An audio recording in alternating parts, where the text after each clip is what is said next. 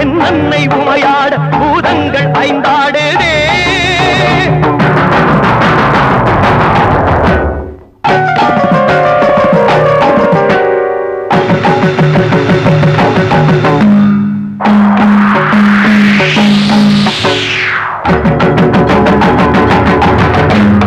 கதியோடு பதமாட ஆடு, பதமிட்ட மலையாட ஆடு, கருமங்க செழித்தாட தவயோகம் வளர்த்தாட நான் காணும் சிவதாண்டவம், நான் காணும் சிவதாண்டவம்.